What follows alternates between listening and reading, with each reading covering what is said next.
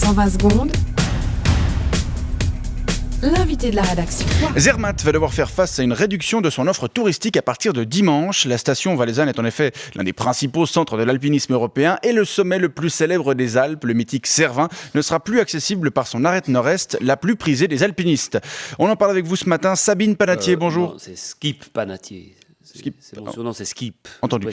Bonjour. Ouais. Bonjour, vous êtes guide de montagne établi à Zermatt. Oui, c'est juste. Alors dites-nous, pourquoi est-ce qu'on ne pourra plus monter au sommet du Cervin pendant plusieurs mois ? Alors on pourra encore monter, il faudra juste prendre un autre chemin que l'autoroute de l'arête nord-est, donc celle du Hurnley, en passant par exemple par l'arête sud-ouest, celle du Lyon, ou bien par l'arête sud-est, celle du Fourgon, ou encore par la face nord, mais bon ça c'est sûr, c'est pas accessible aux lopettes de toutou, Vous parlez d'une autoroute ? Bah ouais, chaque année, il y a dans les 3000 alpinistes wannabe qui grimpent au sommet et puis ils sont 95% à passer par l'arête du Hurnley. Alors, certains jours, je peux te dire, ça bouchonne. Les alpinistes wannabe, vous dites, mais il faut quand même une sacrée condition physique pour escalader le Cervin.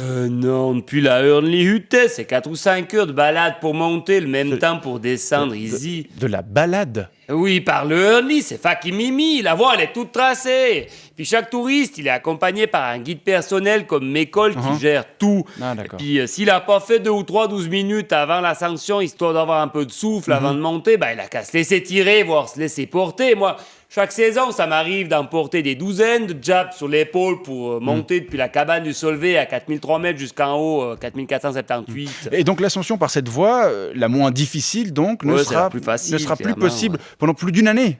Mais pourquoi ? Ouais, bah parce qu'ils vont taper la Hurnley Hütte, c'est la cabane qui est au pied de l'arête, là, vous D'accord. voyez, elle a été construite en 1911, et puis là ils se sont dit, bah maintenant on va faire un peu des travaux, ils investissent 8,5 millions de francs pour la réfection.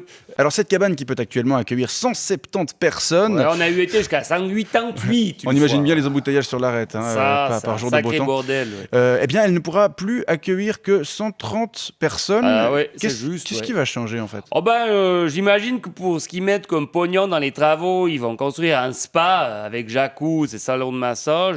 Il va aussi y avoir un espace raclette ultra moderne, une pizzeria, un McDo, un magasin de sport, un fitness, et puis ce genre de trucs, salle de séminaire et tout le tout.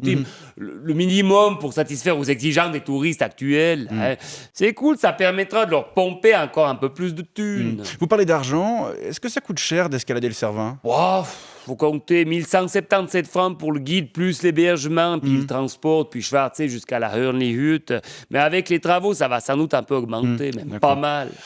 Pendant les travaux, on imagine que vous allez devoir faire face à un gros manque à gagner alors. Bah c'est sûr, à certaines semaines, je fais 6 montées, mes cols. 6 montées ? Ouais, 6 montées. Alors je vous laisse faire le calcul de ce que je me mets dans la poche. Ah, ça peut faire un bon salaire. Mais vous allez faire comment alors l'année prochaine ? Ah bah, je vais faire comme tous les Zermattois, je vais transformer mon chalet en un hôtel trop cher avec des pioles minuscules, je vais faire 3 sous-sols, un pour une disco, un pour un resto, puis un pour un bar, pour péter sa botte à franges.